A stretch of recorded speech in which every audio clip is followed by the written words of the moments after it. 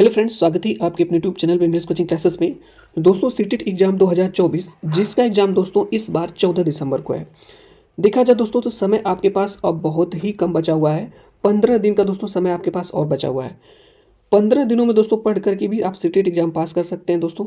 लेकिन दोस्तों अपने आप पे आपको बिलीव रखना होगा, विश्वास रखना होगा। इन 15 दिनों में दोस्तों करना क्या होगा, देखिए दोस्तों 15 दिनों में एक बेस्ट स्ट्रेटजी हम आपको बता रहे हैं। अगर दोस्तों इसको फॉलो कर लिया आप तो निश्चित रूप से इस बार का सीटेट एग्जाम आप पास कर सकते हैं। चाहे दोस्तों पेपर फर्स्ट की बात किया जाए या पेपर सेकंड की बात किया जाए। ये दोस्तों आप पहली बार सीटेट एग्जाम देने जा रहे हैं तो बिल्कुल घबराना नहीं है दोस्तों।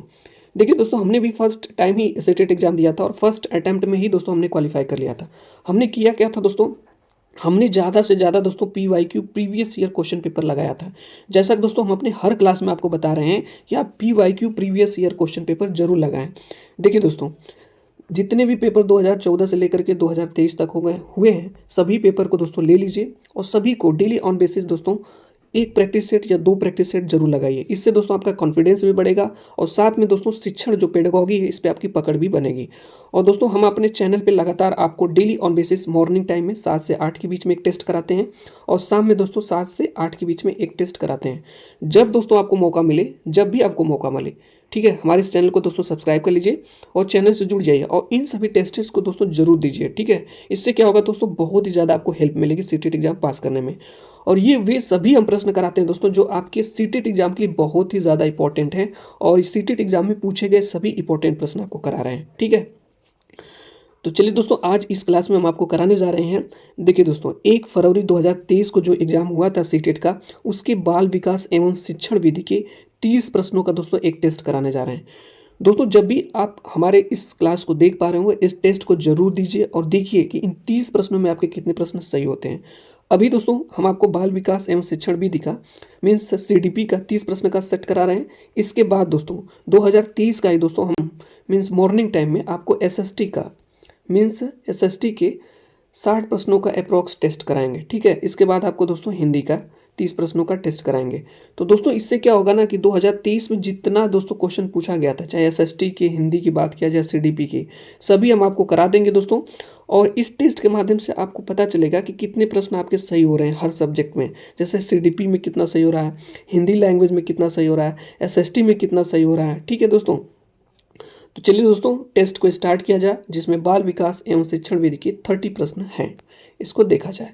ये दोस्तों हमारे चैनल से नहीं जुड़े हैं तो जल्दी से चैनल को सब्सक्राइब कर लीजिए दोस्तों और चैनल से वैसे ही जुड़ जाइए। तो पहला प्रश्न दोस्तों टेस्ट का ये रहा जो 2023 में आपका पेपर हुआ। CDP का पहला प्रश्न पूछा गया था आपसे कि बच्चों की विकास की प्रक्रिया किस प्रकार की होती है। देखिए दोस्तों क्वेश्चन के लैंग्वेज को समझना सीखिए, सीटेट एग्जाम आप पास कर सकते हैं। ठीक है, बस आप दोस्तों इसकी क्वेश्चन का जो लैंग्वेज है, पूछने की जो भाषा है, इसको समझ लेंगे ना तो आप आसानी से सही कर लेंगे। देखिए पूछा क्या है कि बच्चे की विकास की प्रक्रिया किस प्रकार की होती है। एक समान और क्रमानुसार होती है, एक समान और अव्यवस्थित होती है, व्यक्तिगत और क्रमानुसार होती है, व्यक्तिगत और अव्यवस्थित होता है। चलिए दोस्तों आप लोग इसका आंसर बताएं क्या होगा। तो दोस्तों बच्चों की विकास की प्रक्रिया जो होती है व्यक्तिगत और क्रमानुसार होती है। पहला का ऑप्शन नंबर C सही हो जाएगा। ये दोस्तों इन प्रश्नों को देखिए दोस्तों, अगर सही नहीं हो रहे हैं तो दोस्तों इन प्रश्नों को जरूर प्रिपेयर कर लीजिए, तैयार कर लीजिए दोस्तों। ठीक है, क्योंकि ये सभी प्रश्न आपके एग्जाम में पूछे गए हैं। चलिए दोस्तों अगली प्रश्न में चलते हैं, इसका आंसर आप बताएंगे क्या होगा। ये प्रश्न भी आप लोगों के लिए दोस्तों बहुत ही ज़्यादा इंपॉर्टेंट है। आजकल सिद्धांतकार क्रांतिक अवधि के बजाय संवेदनशील अवधि का प्रयोग करते हैं। विकास की प्रकृति गतिशील है या विकास केवल आनुवांशिकता से निर्धारित होता है, विकास केवल पर्यावरण द्वारा निर्धारित किया जाता है, विकास स्थिर और नियत है। दोस्तों इसका सही आंसर आपको बताना है। देखिए दोस्तों आप आंसर को रिमूव करना सीखिए, हटाना सीखिए कि 4 ऑप्शन में से 2 ऑप्शन दोस्तों आप पहले ही हटा सकते हैं। देखिए दोस्तों हमेशा जब सीटेट के प्रश्नों को सॉल्व आप करेंगे, जब इसका आंसर देंगे ना, तो एक बात का दोस्तों आप जरूर याद रखिएगा, हमेशा आपको पॉजिटिव थिंकिंग रखनी है अपने मन में। यहाँ पे देखिए दिया गया दोस्तों विकास केवल आनुवंशिकता से निर्धारित होता है, ये भी नहीं होगा। विकास केवल पर्यावरण द्वारा निर्धारित किया जाता है, ये भी नहीं होगा। विकास दोस्तों स्थिर है, रुका हुआ है। क्या दोस्तों ऐसा है कि विकास स्थिर रहता है और कांस्टेंट नियत रहता है? ऐसा तो नहीं है, इसलिए ये भी नहीं होगा। बचा आपका ऑप्शन नंबर A, इसलिए ऑप्शन नंबर A सही हो जाएगा। विकास की प्रकृति गतिशील है। नेक्स्ट दोस्तों अगले प्रश्न में चलते हैं, इसका आंसर आप बताएंगे क्या होगा। प्रश्न हमारा है कि नरेश और मुकेश आयु में लगभग बराबर हैं, लेकिन दोनों के संज्ञानात्मक व सामाजिक विकास में अंतर है। यह किस सिद्धांत का कारण है? किस सिद्धांत का कारण है दोस्तों? विकास का शीर्षगामी सिद्धांत, विकास का समीप दूराभिमुख सिद्धांत, व्यक्तिगत विभिन्नताओं का सिद्धांत, एकरूपता का सिद्धांत। इसका सही आंसर दोस्तों आपका हो जाएगा व्यक्तिगत विभिन्नताओं का सिद्धांत। नेक्स्ट दोस्तों अगले प्रश्न में चलते हैं। यहाँ पे देखिए दोस्तों, यहाँ पे दोस्तों एक हम आपको एक पॉइंट्स बताना चाहेंगे दोस्तों। एक बात दोस्तों याद रखिएगा कि इस बार का जो एग्ज़ाम होगा ना, सीटेट का 2024 का जो एग्ज़ाम होने वाला है, इसमें दोस्तों इस बात का विशेष ध्यान रखिएगा कि आपसे कथन और तर्क के, कथन और जो कारण के क्वेश्चन दोस्तों बहुत ही ज़्यादा पूछे जाएंगे, ठीक है। और जैसा कि दोस्तों 2023 एग्जाम में भी पूछा गया, और सीटेट इधर 1 से 2 सालों में दोस्तों 2-3 सालों में देखा जाए तो कथन और कारण के बहुत ही अच्छे क्वेश्चन पूछ रहा है। और ये प्रश्न दोस्तों बहुत ज़्यादा कठिन नहीं होते हैं, बहुत आसान होते हैं अगर आप समझ गए तो, ठीक है। इस टाइप के प्रश्न दोस्तों आपको ज़्यादा देखने को मिलेंगे एग्जाम में इस बार, ठीक है। तो चलिए दोस्तों देखते हैं। कथन दिया गया है कि बच्चों के विकासात्मक प्रतिमान की उपलब्धि में देरी के लिए सीधे आनुवंशिकता को जिम्मेदार ठहराया जा सकता है। तर्क दिया है पर्यावरणीय कारक विकास में कोई भूमिका नहीं निभाते हैं, सही विकल्प चुनें। 4 ऑप्शन यहाँ पे दिया गया है, चारों ऑप्शंस में से सही ऑप्शन बताने हैं। पहला ऑप्शन है ए और आर दोनों सही है और ए आर की सही व्याख्या करता है। बी है ए और आर दोनों सही है लेकिन ए आर की सही व्याख्या नहीं करता है। फिर उसके बाद ए सही है लेकिन आर गलत है। उसके बाद ऑप्शन नंबर डी है ए और आर दोनों गलत हैं। 4 ऑप्शन आपके पास है, सटीक और सही आंसर आपको बताना है क्या होगा। यहाँ पे जो दिया गया है दोस्तों, आपका कथन भी गलत है और तर्क भी गलत है, इसलिए इसका ऑप्शन नंबर डी सही हो जाएगा। ए और आर दोनों गलत हैं, ए और आर दोनों गलत हैं। नेक्स्ट आगे चलते हैं अगले प्रश्न पे। ये प्रश्न है, इसका आंसर आप लोग बताएंगे क्या होगा। बच्चों के समाजीकरण के बारे में निम्न में से कौन सा कथन सही है? बच्चों के समाजीकरण की बात की गई है, इसके बारे में दोस्तों कौन सा कथन सही है? 4 ऑप्शन आपके पास है। पहला ऑप्शन है मीडिया प्राथमिक समाजीकरण एक माध्यम है, मीडिया द्वितीयक समाजीकरण का एक माध्यम है, मीडिया बच्चे के माइक्रो सिस्टम का एक महत्वपूर्ण भाग है और मीडिया समाजीकरण का एक भाग नहीं है। राइट आंसर आपको बताना है क्या होगा। राइट आंसर आपको बताना है, राइट आंसर इसका हो जाएगा मीडिया द्वितीयक समाजीकरण का एक माध्यम है। अगले प्रश्न पे चलते हैं। अगला प्रश्न जो पूछा गया 2023 एग्जाम में, ये रहा 6 नंबर का प्रश्न कि संज्ञानात्मक विकास के किस चरण में बच्चे अनुमान लगाने व अमूर्त चिंतन करने की कौशल हासिल कर लेते हैं? संवेदी चालक, पूर्व संक्रियात्मक, मूर्त संक्रियात्मक या औपचारिक संक्रियात्मक। चलिए इसका सही आंसर आप लोग बताएं क्या होगा। राइट आंसर इसका हो जाएगा आपका औपचारिक संक्रियात्मक, ये इसका सही आंसर हो जाएगा। अगला प्रश्न यहाँ पे दिया गया है कि जीन पियाजे के सिद्धांत में जब बच्चा नए अनुभवों के लिए मौजूदा स्कीमा को संशोधित करता है तो वह प्रक्रिया क्या कहलाती है? जीन पियाजे के अनुसार, जीन पियाजे का जो थ्योरी है, जो सिद्धांत है, उसमें बच्चा जो है नए अनुभव के मौजूदा स्कीमा को संशोधित करता है तो वह प्रक्रिया क्या कहलाती है? समायोजन, संगठन, अभिसंज्ञान या पाढ़। इसका राइट आंसर आपको बताना है, सही आंसर हो जाएगा आपका ऑप्शन नंबर ए समायोजन। अगले प्रश्न पे चलते हैं। अगला प्रश्न यहाँ पे दिया गया है प्रश्न संख्या 8। प्रश्न संख्या 8 पे चलते हैं। प्रश्न संख्या 8 यहाँ पे हमारा है, जीन पियाजे के अनुसार आत्म केंद्रियता के क्या मायने हैं? आत्म केंद्रीयता के क्या मायने हैं? 4 ऑप्शन दोस्तों दिया गया है, इसका सही आंसर आप बताएं जल्दी से। इसका सही आंसर हो जाएगा दोस्तों दूसरों के अनुभवों व सांसारिक दृष्टिकोण को अपनी दृष्टि से देखने की प्रकृति। दूसरों के अनुभवों व सांसारिक दृष्टिकोण को अपनी दृष्टि से देखने की प्रकृति दोस्तों, यही जीन पियाजे के आत्म केंद्रितता के मायने हैं। ऑप्शन नंबर डी सही हो जाएगा। चलिए दोस्तों आगे चलते हैं अगले प्रश्न में, इसका आंसर आपको बताना है। इसका राइट आंसर क्या होगा? देखिए दोस्तों, ये सभी प्रश्न आप लोगों के इंपॉर्टेंट हैं, आप लोगों के लिए 2023 एग्जाम में पूछा गया है। लियो वाइगोस्की के अनुसार खाली स्थान का संज्ञानात्मक विकास में महत्वपूर्ण योगदान है? अनुबंध में, पुनर्बलन में, सांस्कृतिक परिवेश में या स्कीमा में? इसका सही आंसर दोस्तों आपको बताना है, तो इसका राइट आंसर हो जाएगा दोस्तों सांस्कृतिक परिवेश में। देखिए दोस्तों, 3 मनोवैज्ञानिक को जरूर पढ़ के जाइएगा और यहाँ से अपना दोस्तों 10 नंबर आप फिक्स कर सकते हैं। 3 मनोवैज्ञानिक कौन है दोस्तों, हम आपको बता दें। लियो वाइगोस्की, इनको जरूर पढ़ लीजिएगा। उसके बाद जीन पियाजे को पढ़ लीजिएगा दोस्तों, और कोहल वर्ग को। ये 3 ऐसे मनोवैज्ञानिक है दोस्तों, सीटेट इनका फेवरेट है दोस्तों। यहाँ से क्वेश्चन पूछता ही है। 8 से 10 क्वेश्चन सिर्फ इन मनोवैज्ञानिक से रिलेटेड पूछ लिया जाएगा, इसलिए इनको दोस्तों जरूर पढ़ के जाइएगा। अगला प्रश्न दोस्तों है, इसका आंसर बताएंगे, लेव वाइगोस्की के सिद्धांतों पर आधारित क्लास में किसको महत्ता दी जाएगी? सस और पाठ व रटने को, सहयोगात्मक सीखने को, इनाम व सजा के उपयोग को, प्रतिक्रियाओं के अनुबंधन को। राइट आंसर दोस्तों आपको बताना है, सही आंसर हो जाएगा सहयोगात्मक सीखने को। ठीक है, नेक्स्ट अगले प्रश्न पे चलते हैं दोस्तों। अगला प्रश्न है, इसका आंसर बताएंगे, लॉरेंस कोहलबर्ग ने अपने सिद्धांत में नैतिक विकास के कितने चरण प्रतिपादित किए? 6, 7, 5 या 4?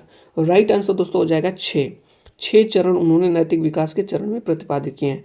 अगला प्रश्न दोस्तों, कोहलबर्ग के नैतिक विकास के किस चरण में व्यक्तियों का मानना है कि सामाजिक व्यवस्था को बनाए रखने के लिए निश्चित नियमों का पालन किया जाना चाहिए? 4 ऑप्शन दोस्तों है, चारों में से सही आंसर आपको बताना है।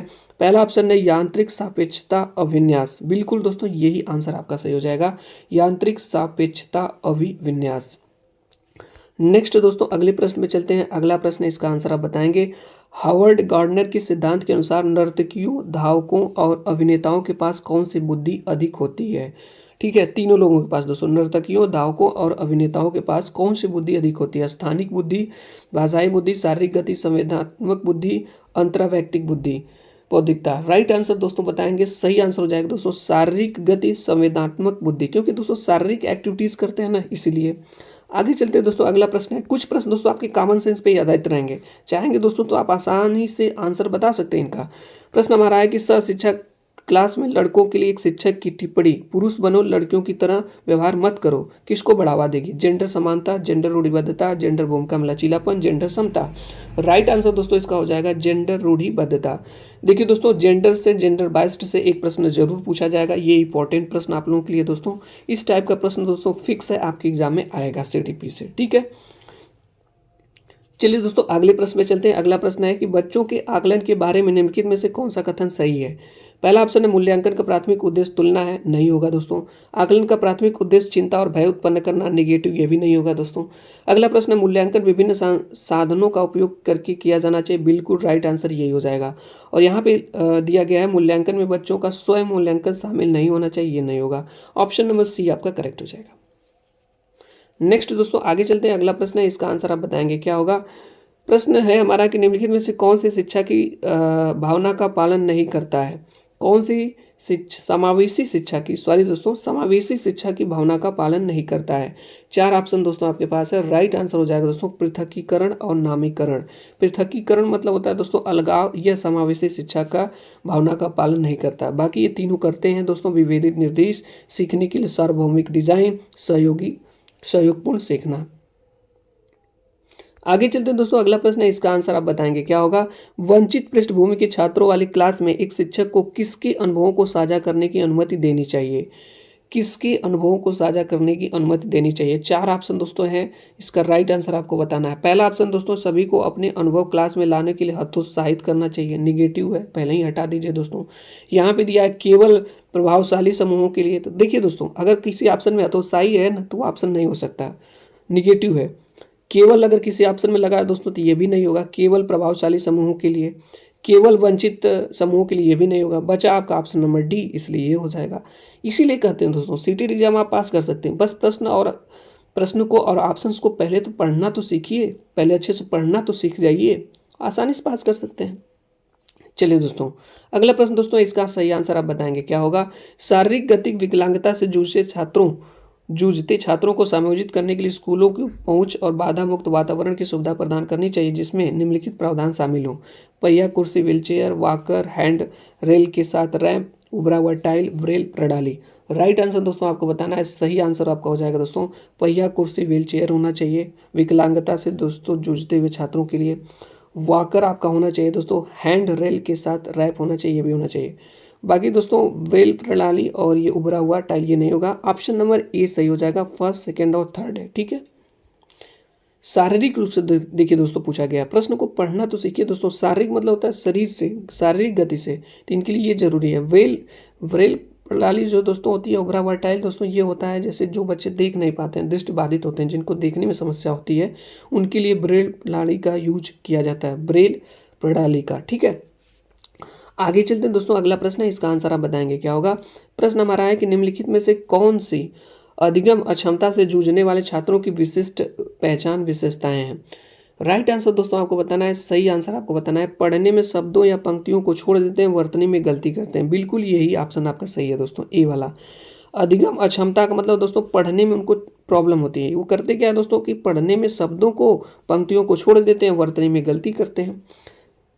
आगे चलते हैं दोस्तों, अगला प्रश्न है, इसका आंसर आप बताएंगे। प्रतिभाशाली बच्चों के बारे में निम्नलिखित में से कौन सा कथन सही है? 4 ऑप्शन दोस्तों आप लोग बताइए, प्रतिभाशाली बच्चों के लिए बारे में कौन सा कथन सही है? इसका राइट आंसर दोस्तों आपका हो जाएगा, प्रतिभाशाली बच्चों में बहुत अधिक भावनात्मक परिपक्वता, मैच्योरिटी होती है दोस्तों। ऑप्शन नंबर सी सही हो जाएगा। आगे चलते हैं दोस्तों, अगला प्रश्न है, इसका आंसर आप बताएंगे कि माध्यमिक कक्षाओं में छात्रों की सक्रिय भागीदारी को किसके द्वारा बढ़ावा दिया जाना चाहिए? सकारात्मक और नकारात्मक पुनर्बल द्वारा, निष्क्रिय श्रवण द्वारा, प्रतियोगिता को बढ़ावा देकर, पूछताछ और जांच की प्रक्रियाओं के माध्यम से।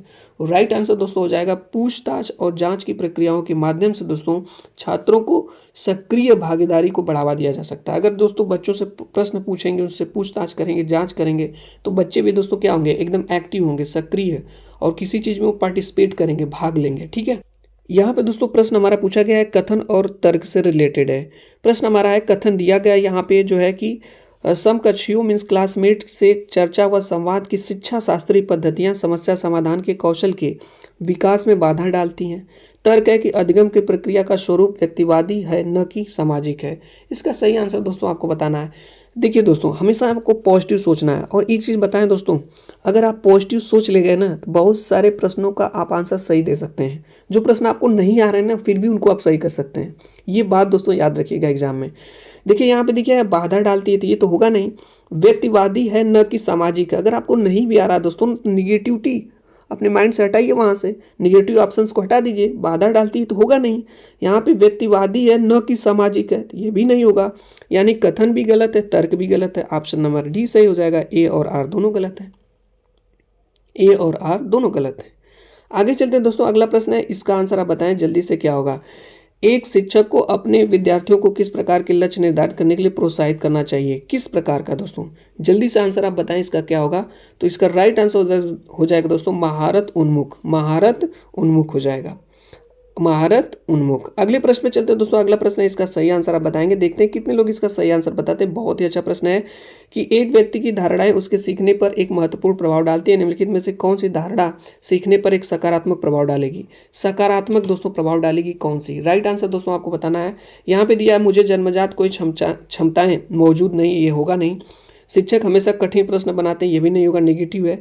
अच्छे या बुरे अंक लाना अपने प्रयास पर निर्भर करता है, ये होगा राइट आंसर दोस्तों। ठीक है, अपने प्रयास पर दोस्तों निर्भर करता है, अगर आप अच्छे या बुरे अंक ला रहे हैं तो। बाकी डी वाला भी दोस्तों आपका नहीं होगा। ठीक है, ए वाला भी नहीं होगा, बी वाला भी नहीं होगा, डी वाला option number C correct. Next अगला प्रश्न दोस्तों, इसका आंसर आप बताएं दोस्तों क्या होगा?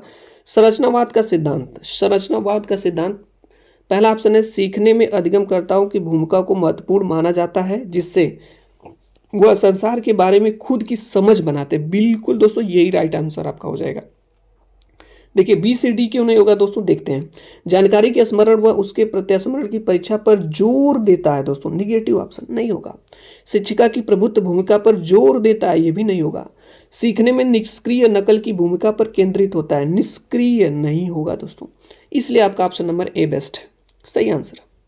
नेक्स्ट अगले प्रश्न पे चलते हैं दोस्तों। अगला प्रश्न है, बच्चे निम्न में से किस आधार पर अगले ज्ञान का निर्माण करते हैं? किस आधार पर दोस्तों? जल्दी से इसका सही आंसर आप बताएं। राइट आंसर हो जाएगा दोस्तों, जो वह पहले से समझते हैं उसी के आधार पर दोस्तों अगले ज्ञान का निर्माण करते हैं। ऑप्शन नंबर बी करेक्ट हो जाएगा। नेक्स्ट आगे चलते हैं दोस्तों। अगला प्रश्न, संज्ञान एवं संवेगों के बारे में कौन सा कथन सही है? वेरी वेरी इंपॉर्टेंट क्वेश्चन दोस्तों, बहुत ही ज़्यादा इंपॉर्टेंट है और कई बार एग्जाम में रिपीट होता रहा ये प्रश्न। इसका सही आंसर आप बताएं दोस्तों क्या होगा? संज्ञान एवं संवेगों के बारे में कौन सा कथन सही है? राइट आंसर इसका हो जाएगा आपका ऑप्शन नंबर बी। संज्ञान एवं संवेग एक दूसरे से गुथे हुए हैं, वह एक दूसरे को प्रभावित करते हैं। ऑप्शन नंबर बी करेक्ट हो जाएगा। आगे चलते हैं। अगला प्रश्न है, इसका आंसर आप बताएंगे क्या होगा? किसके द्वारा छात्रों में सार्थक अधिगम को प्रोत्साहित नहीं किया जा सकता है? प्रोत्साहित नहीं किया जा सकता है। राइट आंसर हो जाएगा दोस्तों, निष्क्रिय सुनने के कौशल। प्रश्न दोस्तों निगेटिव, तो ऑप्शंस भी आपका निगेटिव, इसलिए ऑप्शन नंबर डी सही हो जाएगा। आगे चलते हैं दोस्तों, अगला प्रश्न और सेकंड लास्ट क्वेश्चन जो है 2023 पेपर का सीडीपी का, विद्यार्थियों द्वारा निर्मित भ्रांतियों को निपटाने के लिए रचनात्मक दृष्टिकोण से क्या सुझाव देता है। 4 ऑप्शन दोस्तों, इसका राइट आंसर हो जाएगा भ्रांतियों के प्रत्युत्तर हेतु चर्चा के मौके मुहैया करवाने चाहिए। राइट आंसर आपका ऑप्शन नंबर डी हो जाएगा। आगे चलते हैं दोस्तों, और इस टेस्ट का अंतिम प्रश्न आपके सामने ये रहा। ठीक है, इसका सही आंसर आपको बताना है क्या होगा। प्रश्न हमारा है कि स्कूलों को माता पिता को किसी भी तरह से उनके बच्चों को शिक्षा में शामिल नहीं करना चाहिए। देखिए दोस्तों, नेगेटिव है। तर्क दिया है समुदाय के साथ संपर्क स्थापित करने से विद्यार्थियों के अर्थपूर्ण अधिगम में बाधा उत्पन्न होगी, ये भी नेगेटिव है। तो दोस्तों आपका कथन भी नेगेटिव और तर्क भी नेगेटिव, इसलिए ए और आर दोनों गलत हो जाएगा। आपका ऑप्शन नंबर डी सही हो जाएगा। इसके जस्ट बाद दोस्तों हम आपको सामाजिक विज्ञान एवं अध्ययन के लगभग दोस्तों 40 प्रश्नों का एक टेस्ट कराएंगे और देखेंगे दोस्तों कितने प्रश्न आपके सही होते हैं। देखिए दोस्तों, जो हम आपको पेपर कराए ये 2023 में पेपर आपका जो सीटेट का हुआ, इसके सीडीपी के 30 प्रश्नों का एक सेट कराए हैं दोस्तों। और इन 30 प्रश्नों में दोस्तों आपके कितने प्रश्न सही हुए आप कमेंट्स बॉक्स के माध्यम से जरूर बताइए। देखिए दोस्तों, इसमें आपको ये पता चल जाएगा कि अभी तक आप लोगों ने कितनी अच्छी तैयारी की है। ठीक है, तो अभी तक दोस्तों हमारे चैनल से नहीं जुड़े हैं तो चैनल को सब्सक्राइब कर लीजिए दोस्तों, और हमारे इस चैनल से जुड़ जाइए।